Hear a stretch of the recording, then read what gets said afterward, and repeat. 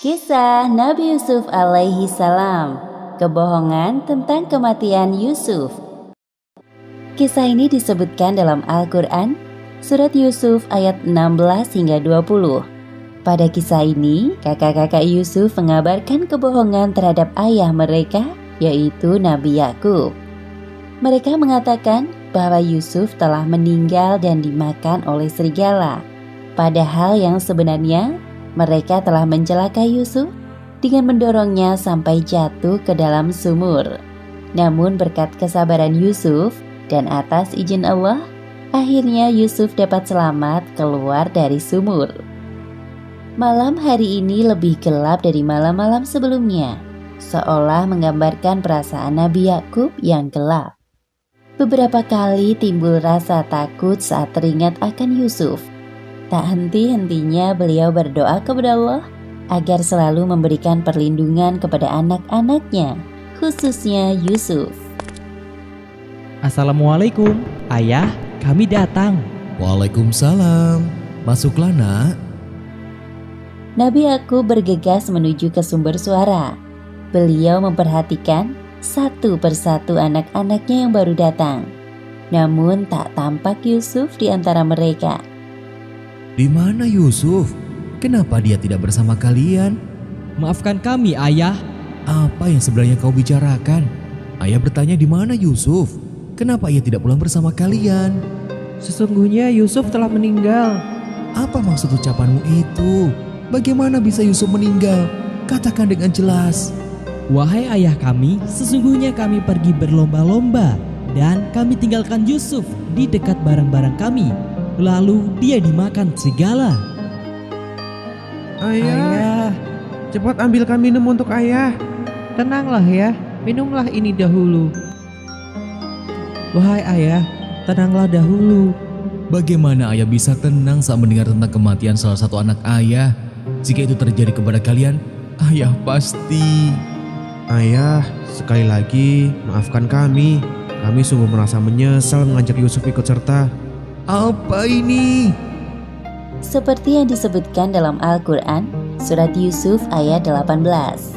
Mereka datang membawa baju gamisnya yang berlumuran darah palsu. Yusuf anakku, ayah masih tidak bisa percaya.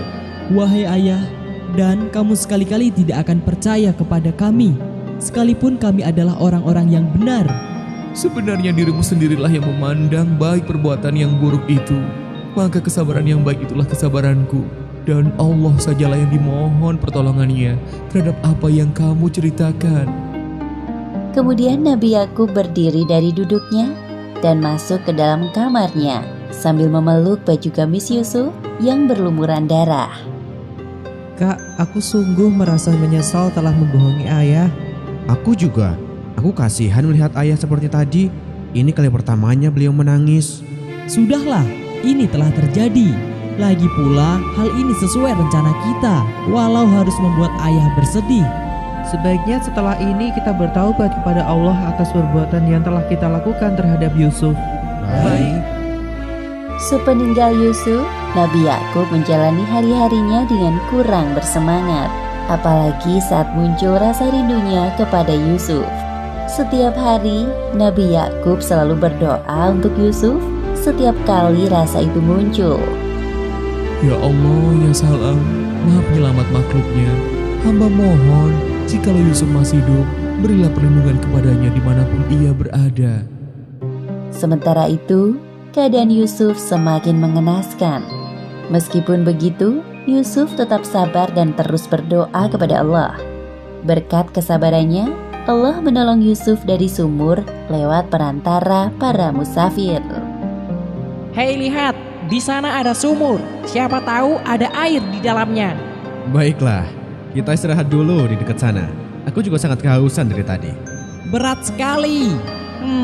Wahai saudaraku, mengapa kalian hanya duduk tanpa membantuku sama sekali?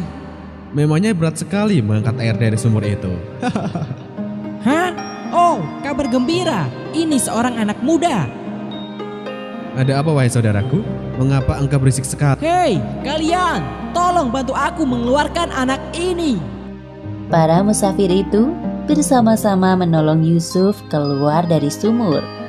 Setelah kenyang meneguk air sumur, mereka meneruskan perjalanan. Sedangkan Yusuf ikut serta bersama, seperti yang disebutkan dalam Al-Quran, surat Yusuf ayat 19.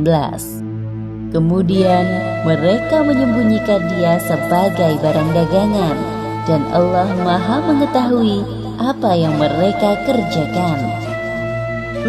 Ramai sekali pasar ini. Wahai saudaraku, sepertinya anak muda ini dapat kita jual di sini. Ya, aku sedang mencari siapa kira-kira pembeli yang cocok. Pada masa Mesir kuno, bukan hal yang aneh melihat anak seumuran Yusuf bekerja atau diperjualbelikan sebagai budak. Coba lihat, bangsawan itu sepertinya dia sedang mencari sesuatu.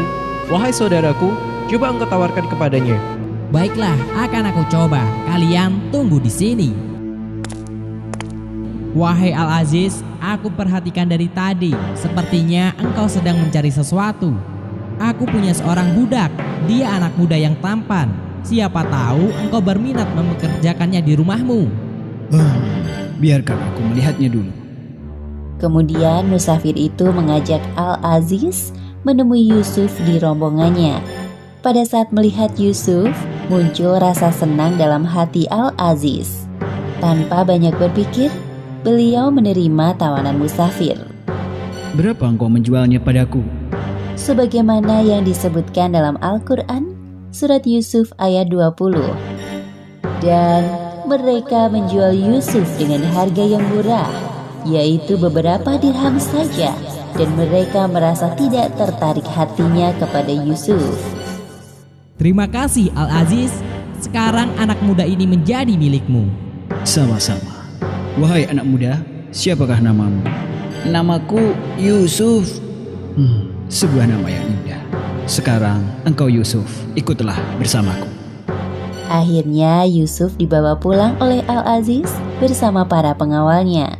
Selama perjalanan, dalam hati Yusuf selalu berdoa kepada Allah agar diberi perlindungan atas hal-hal yang akan menimpanya nanti. Demikianlah akhir kisah kebohongan tentang kematian Yusuf. Hikmah yang dapat kita ambil dari kisah ini: pertama, jangan sekali-kali kita berbohong kepada orang tua, karena berkata bohong adalah salah satu ciri-ciri orang munafik. Kedua, hendaknya kita selalu bersikap sabar dalam menghadapi ujian kehidupan yang sedang dihadapi, karena ada jaminan pertolongan dari Allah Subhanahu wa Ta'ala atas kesabaran dan ketakwaan kita. Wallahu a'lam bishawab.